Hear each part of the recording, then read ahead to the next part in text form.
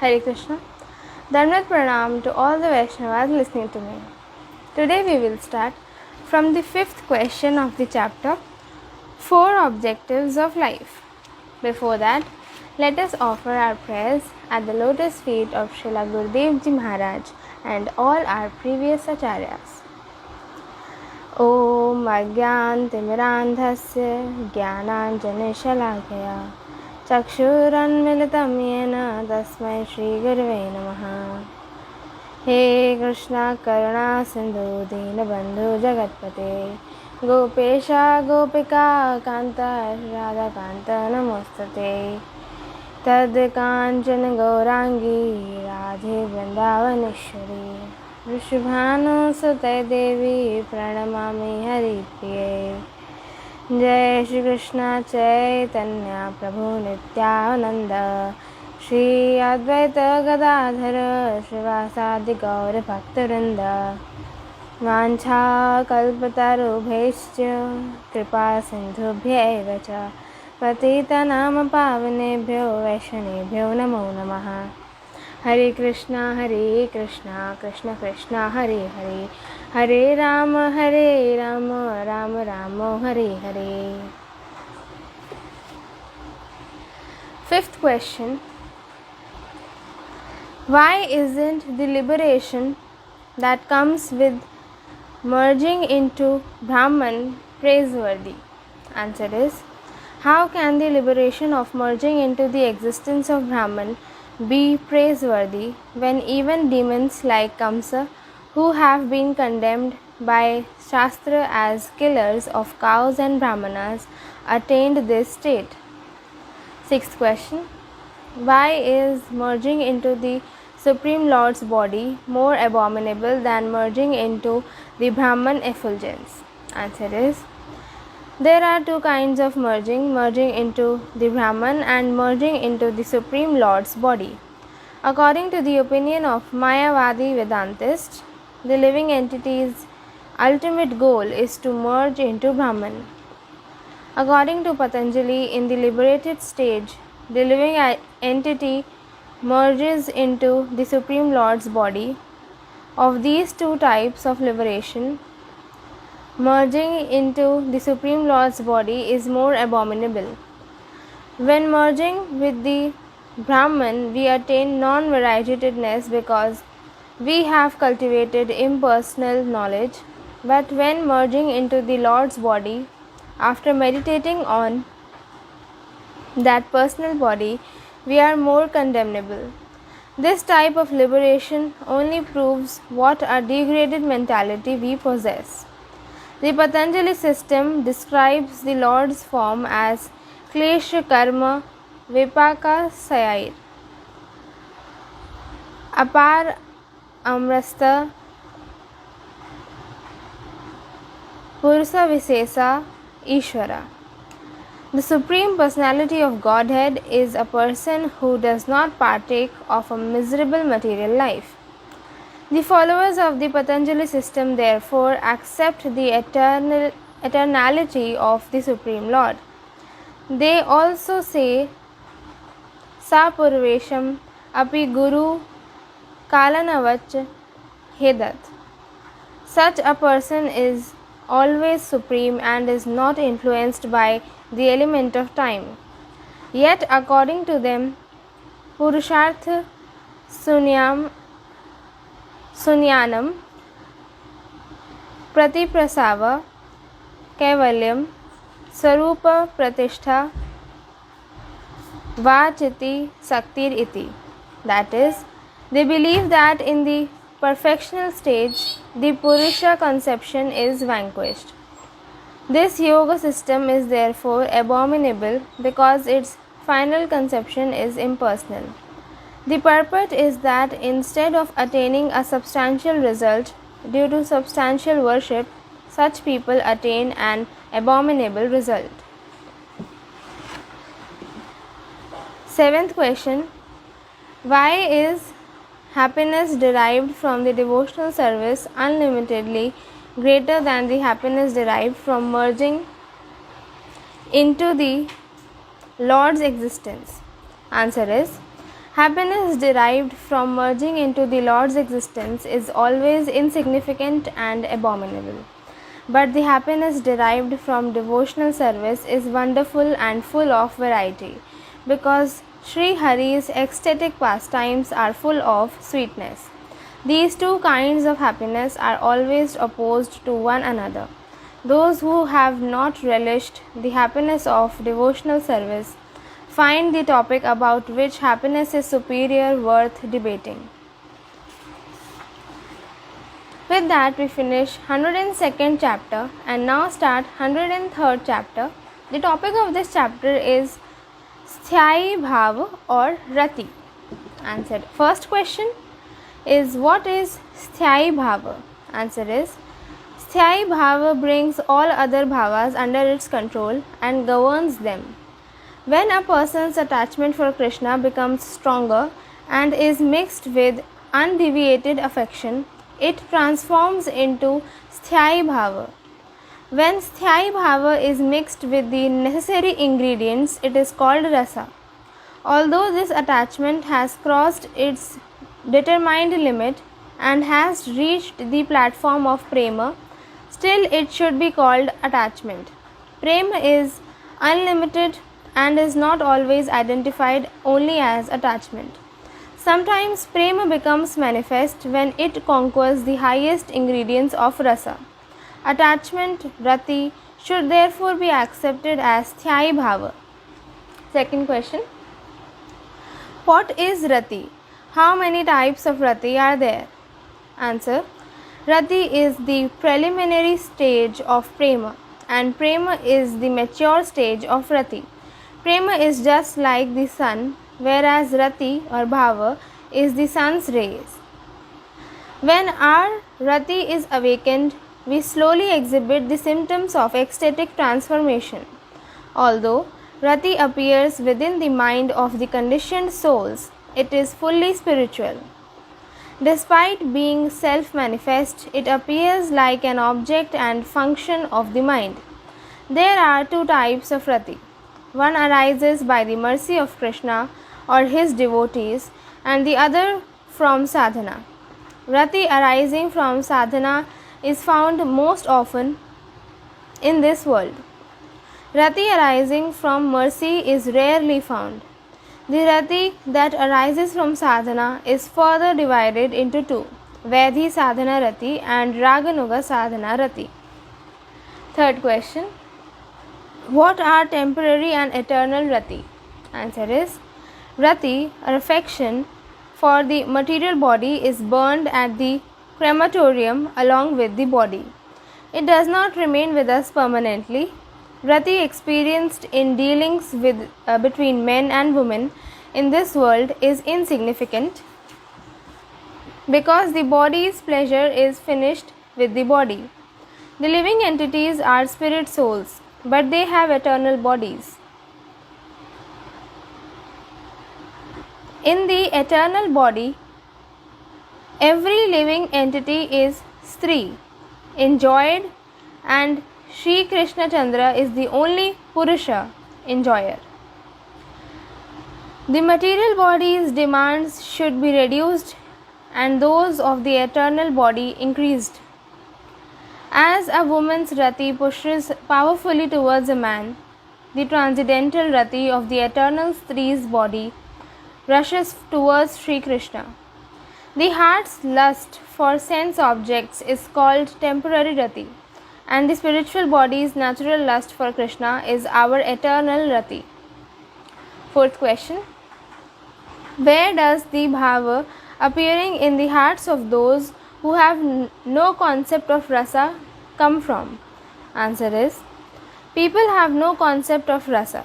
Lacking knowledge, they discuss rasa, considering it meditation, trance, worship, glorification or prayer. Whenever a worshipper absorbs himself in the activities of worship or prayer, a flash of bhava appears in his heart like lightning and moves his mind. It also awakens symptoms such as horripilation.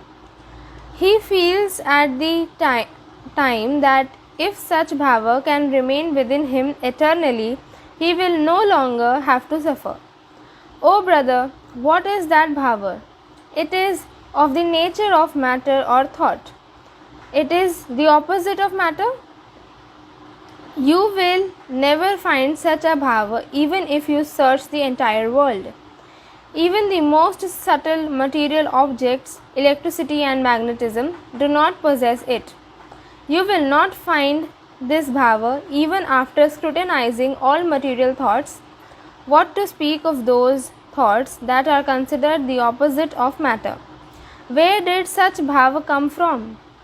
Consider deeply and you will find that this bhava appeared from living entities' perfect existence. Fifth question. Is rati a conditional function of the mind? Answer is, rati is a natural propensity. It has no cause. It becomes agitated as soon as it sees its object. Rati is the seed of prema and as such should be sprouted by the watering process of hearing and chanting. Sixth question. What is the symptom of a person who has attained rati? Answer is, in its preliminary stage, unblossomed prema is full of bliss. At that time it is called rati. This rati is first realized in Shantirasa. When we develop rati, everything other than Krishna appears insignificant. Seventh question. How does Thyai Bhava or Rati gradually transform into Rasa?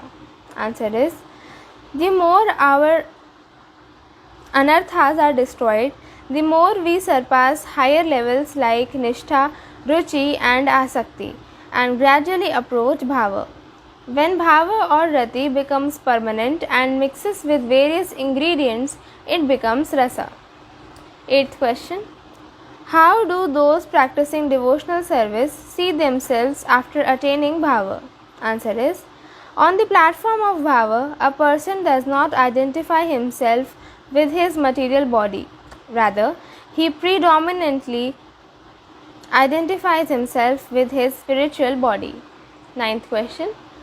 Does Rati bring fearlessness? Answer is, possessing mystic opulence and material enjoyment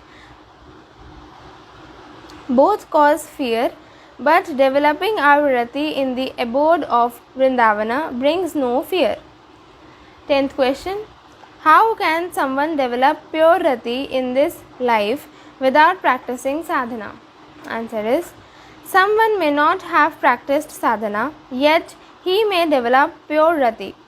In such a case, we can understand that for some reason the progress of his previous devotional service was checked. When the obstacle was removed, his devotional service bore fruit. 11th question. If we see a discrepancy in the behavior of a person who has developed rati, should we disregard him? Answer is, even if we find a discrepancy in the behavior of a person who has developed rati, we should know that the person is still glorious. No one should be envious of him. Actually, a person who has developed rati is faultless. Some small act may appear contradictory to the regulative principles, but such a glorious person should not be blamed for that. These things appear faulty only in the eyes of neophytes attached to regulative principles. 12th question. Is it possible for those desiring liberation or material enjoyment to develop rati? Answer is, it is rare to develop rati. The symptoms of rati that are found in those desiring liberation or material enjoyment are simply rati's reflections. There are two types of such reflections, perverted and shadow. When seeing either of these reflections, the ignorant think them genuine rati.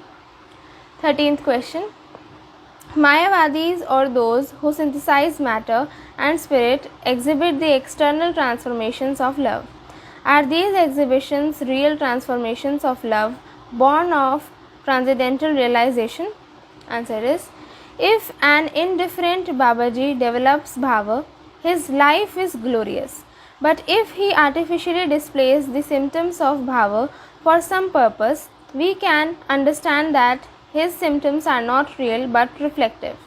Sri Rupa Goswami, who was an acharya of pure love of God, said Rati has two types of reflections, perverted and shadow.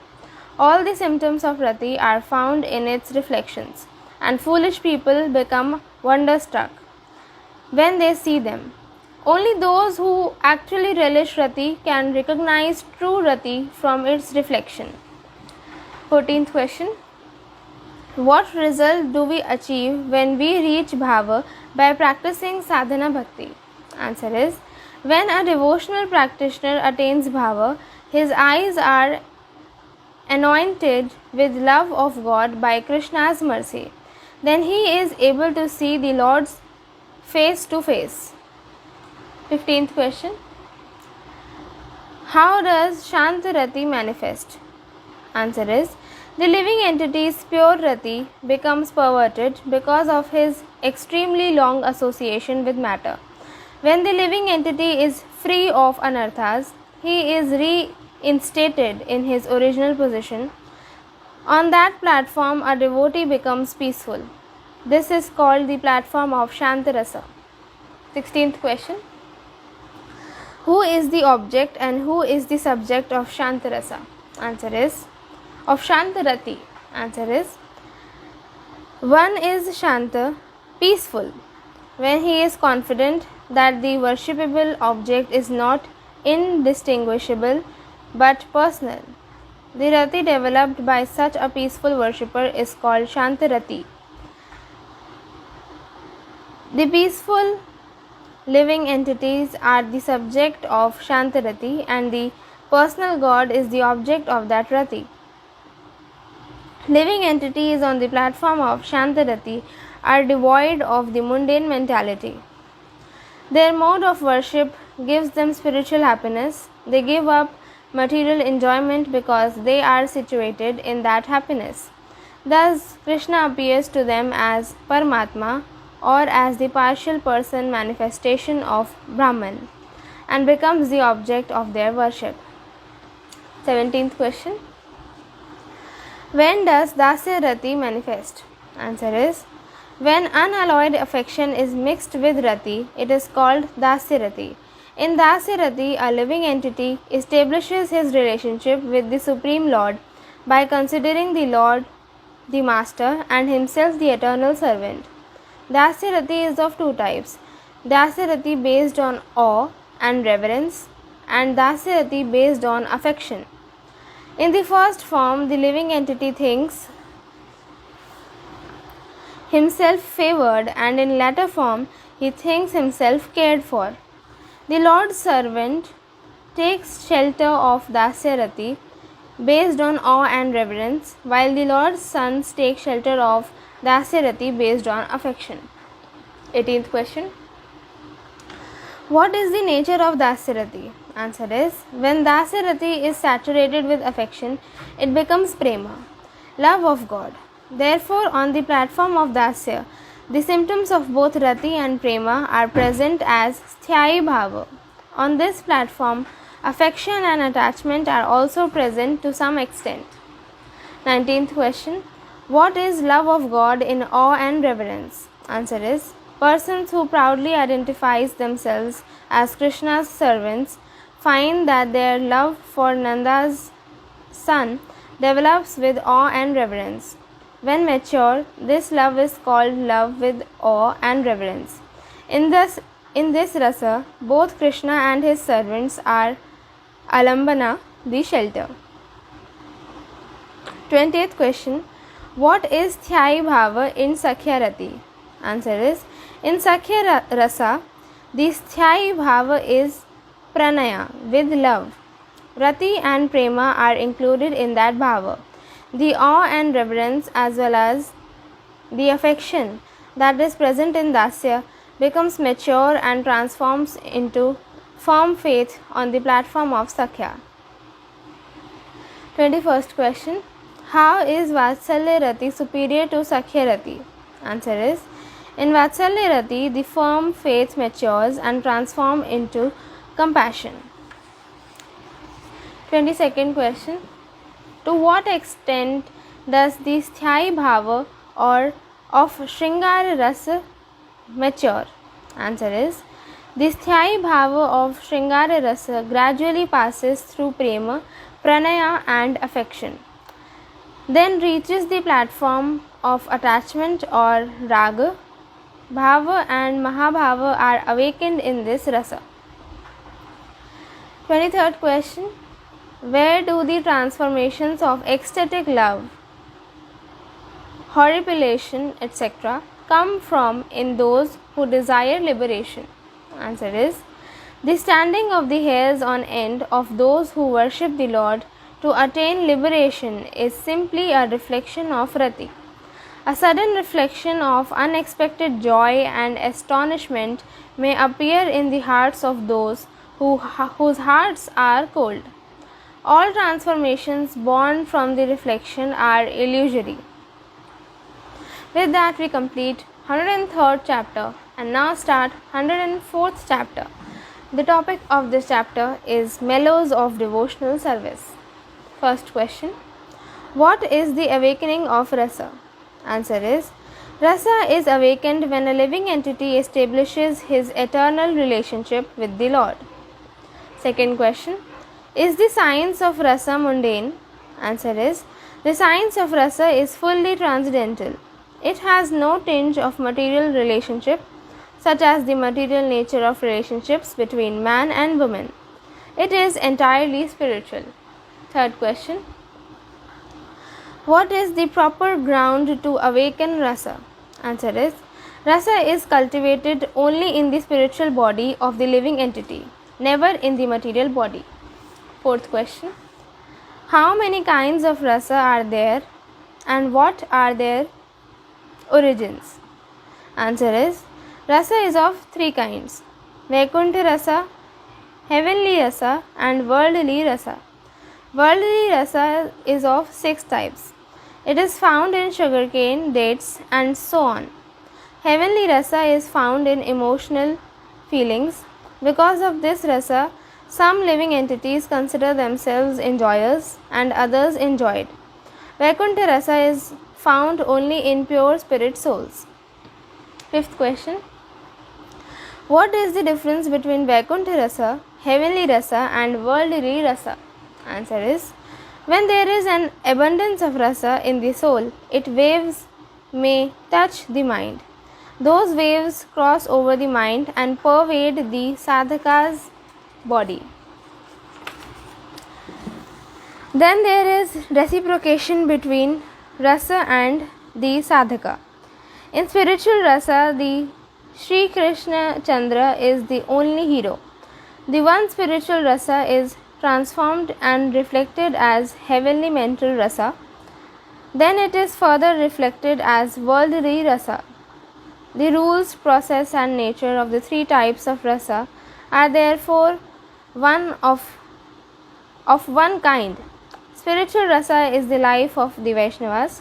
The other 2 are extremely detestable and irrelevant if they do not bring one to the platform of spiritual Rasa.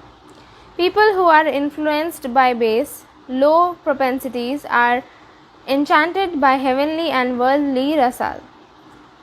Vaishnavas carefully renounce them and desire only spiritual Rasa. Sixth question. What is the difference between Bhava and Rasa? Answer is, Bhava is like a painting and Rasa is like a canvas that contains many paintings. Unless the Bhavas that conjointly give rise to Rasas are described, Rasa cannot be explained. Rasa is attained when all the Bhavas combine. Seventh question. What is the speciality of Madhavendra Puri's line, Srila Madhavendra Puri's line, who was the root of transcendental conjugal Rasa? Answer is, uncontaminated devotees who depend strictly on Vedanta philosophy are divided into 4 sampradayas or transcendental parties.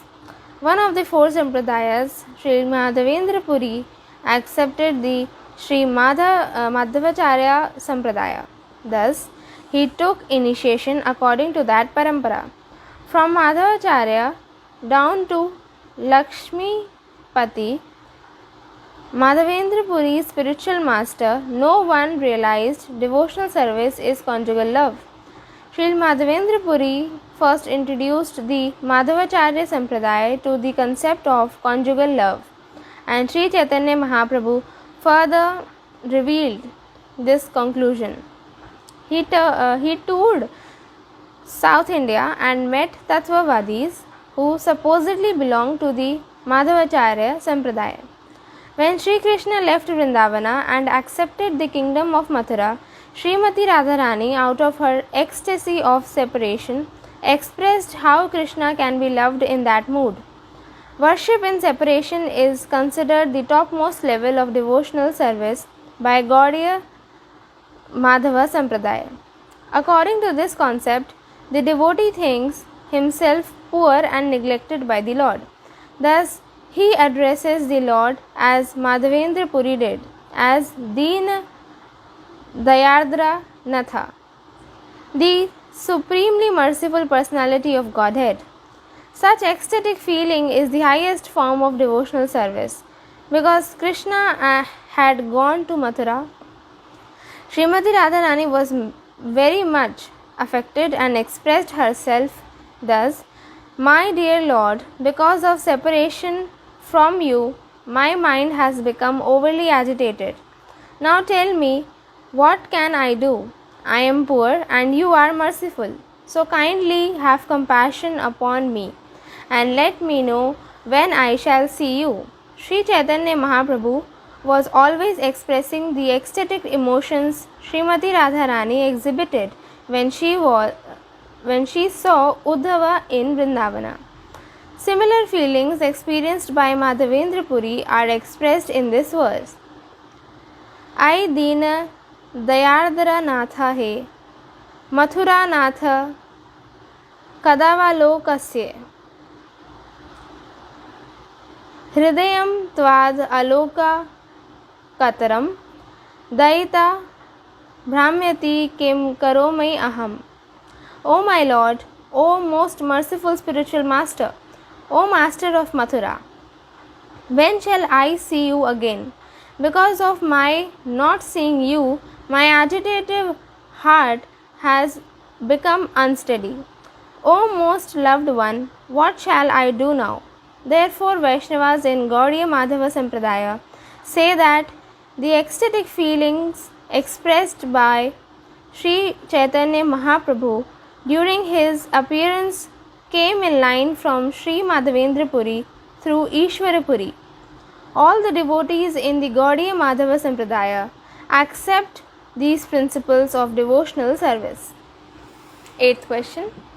Are dry renunciates and sense enjoyers eligible for transcendental Madhurya Rasa? Answer is Madhurya Rasa is unsuitable for persons who follow the path of dry renunciation. Persons who are attached to material enjoyment are also disqualified from entering into the mystery of Madhurya Rasa. 9th question. Who are the real authorities on transcendental rasa? Answer is only those who are detached from material sense gratification and have attained love of God are qualified to relish rasa. The endeavor to relish rasa by persons who have not yet developed pure rati or attained detachment from matter is completely useless. If they try to do so, they will engage in sinful activities by accepting rasa as sadhana.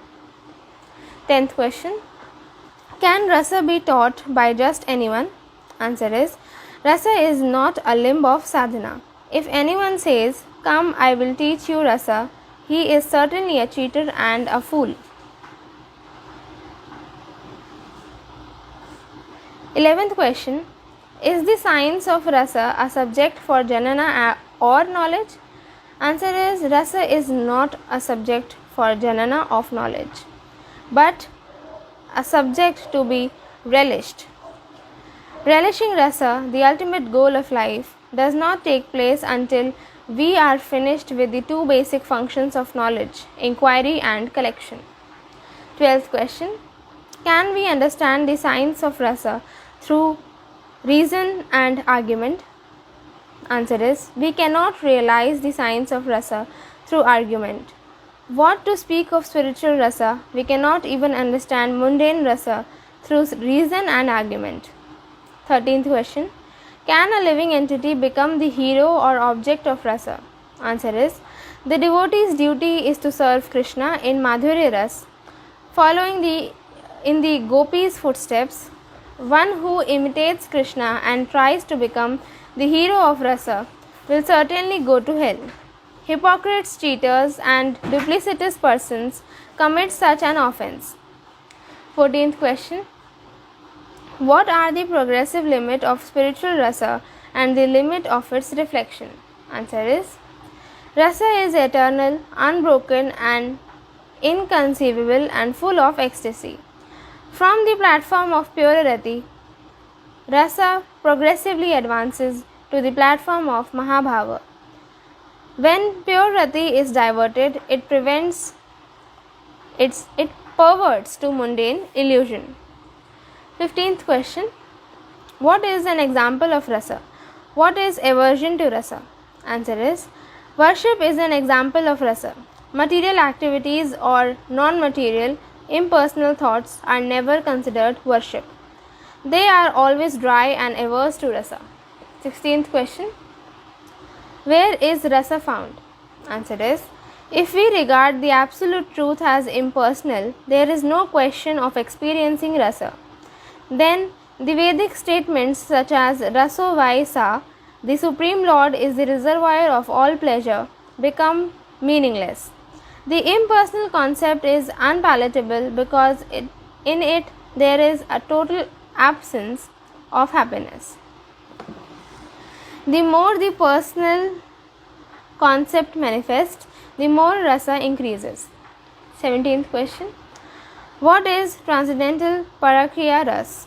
Answer is, the wonderful rasa that arises when the hero and heroine meet out of spontaneous attachment, although they are yet unknown to one another, is called parakriya rasa.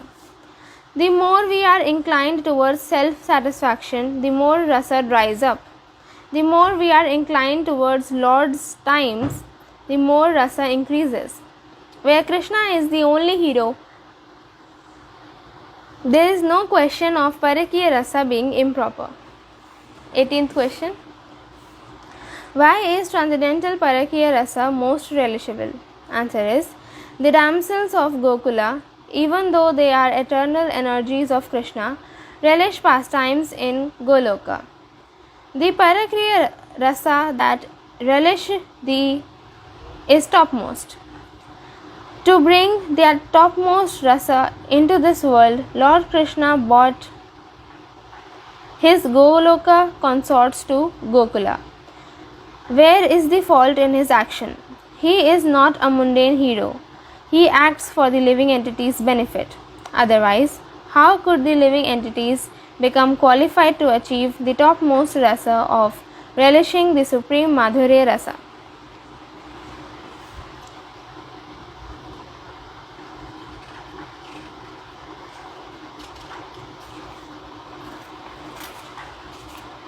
Here some extra information is given regarding this answer. To shed more light on the Goloka and Gokula pastimes being non-different and eternal, here are more passages from Sri Chaitanya Shikshamrita. Amongst millions of liberated souls, to find a devotee of the Lord is very rare. Even the devotee interested in the majestic aspect of the Lord cannot see Goloka. They attain service to the majestic form of the Lord in Vaikuntha after getting liberation. Amongst those who worship Krishna in the rasa of Vraja, only those to whom Krishna bestows mercy are able to see Goloka. By the mercy of Krishna, the Vastu Siddha Bhakta is brought to Goloka. Those who are Swarupa Siddhas remain in this world with the identity of a gopi. Those who are covered by the mode of ignorance see only the material world, even when performing their worship. Those covered by the mode of passion can see a little better. Those devotees in Sattva mode realize the reflection of Goloka when they see the earthy Gokula. The devotees beyond the modes of nature very quickly obtain a body of a gopi in Goloka, the spiritual world, by the mercy of Krishna. Goloka becomes realized to the extent of the removal of Maya. Yashoda is giving birth, Krishna's birth in the prison, the marriage of eternal gopis with Abhimanyu and others, which gives rise to the mood of Parakiya, appear to be very material in the earthly Vraja. But these events all occur by the influence of Yogamaya with specific spiritual intentions behind them. They are not false, but they are the perfect replica of Goloka. But they appear material in Vraja due to the material vision of the seer. 19th question. Why is Vraja's Parakriya Rasa transcendental and not improper? Answer is, worldly marriage does not exist in Vraja pastimes. When the Lord of Goloka brings his supreme Parakriya Rasa into Gokula in this material world, the damsels of Gokula cannot be accused of the improper conduct of mundane paramour love. 20th question. Why is transcendental Parakriya Ras pure? Answer is, according to the opinions of Sri Rupa and Sri Sanatana, the pastimes that took place in Gokula in this world are fully present in Goloka. Therefore, the Parakriya Ras in Goloka must be present in an inconceivably pure state. The pastimes arranged by Yogamaya are pure. The mood of Parakriya is created by Yogamaya and it is certainly pure. 21st question. Which rasa is extremely rare? Answer is, the rasa in Sakhyarati is not fully blossomed. Therefore, from time immemorial, the gopis have shown a natural inclination for Parakriya rasa. Lord Krishna accepts the mood of a paramour in accordance with the gopis' feelings and performs the Rasa Leela or Rasa Leela with the support of his dearmost flute. 22nd question. Is it possible while meditating on Lord's transcendental pastimes to see Goloka in Gokula? Answer is, the pastimes beginning from the killing of Putana to the killing of Kamsa are in the category of Lord's demon killing pastimes.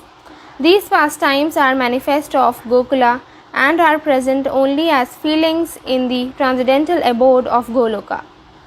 They do not exist there. While relishing the Lord's pastimes, a pure Rasika devotee in Gokula can see the Goloka pastimes. Some extra information that is given regarding this answer is, in Goloka, those same events are eternally present in the form of beliefs which nourish the rasas. Those who are aspirants for service of the eightfold pastimes by taking the form of gopis must take support of earthly Vraja. According to the amount of mercy from Krishna, they obtain purity in their service. Will Vraja pastimes continue during the final devastation? At that time, all the pastimes remain in Goloka.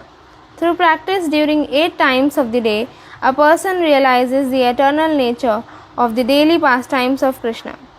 During the duration of universes, the Vraja pastimes rotate from one universe to another. At the time of final devastation, the pastimes remain in Goloka. Though Krishna may disappear from the earth, Vraja and Mathura do not disappear, but remain for the benefit of the devotees performing sadhana. 23rd question. Is it possible to enter the great Rasa ocean while following rules and regulation? Answer is, if we merely follow rules and regulations while cultivating Krishna consciousness, we cannot enter the great ocean of rasa. 24th question. What is the difference in rasika feelings between the inhabitants of Goloka and the inhabitants of Gokula? Answer is, Vaikuntha rasa is based on the principle of majesty. Therefore, in Vaikuntha there is no rasa of parental affection towards the source of all avatars. In Goloka, however, the seat of all super excellent deliciousness, there is only the original sentimental assumption of parental rasa. There Nanda and Yashoda are visibly present, but there is no real birth. Thus, the assumed sentiment of Nanda and Yashoda's parental affection has no foundation in the actual sense of giving birth to Krishna. Still, they maintain a parental ego towards Krishna. Jayati Jana Nivaso, Devaki Janmavada, etc. For the perfection of rasa, that sentiment is eternal. Similarly, in the rasa of amorous love, if the corresponding sentiments of concubinage and paramourship are merely eternal assumptions, there is no blame in them. They do not go against the scripture. When those transcendental entities of Goloka become manifest in Gokula Vrindavan, then these two sentiments become somewhat more palpable to the mundane view in the phenomenal world, and there comes to be this much difference. In the parental rasa, Nanda and Yashoda's sentiments appear much more earthy because they appear to give birth to Krishna, and in the amorous rasa, the corresponding sentiments of concubinage in the gopis appear more earthy because they appear to be married to Abhimanyu, Govardhana and other cowherd men. In reality, there is no such thing as the gopis being married to husbands or associating with husbands either in Goloka or Gokula. With that, we complete today's session here.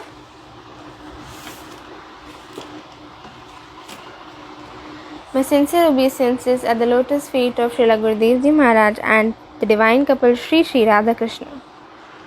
Hare Krishna, Krishna Krishna, Hare Hare, Hare Ram, Ram Ram, Hare Hare. Nitai Gaur Premanande, Hari Hari Bol.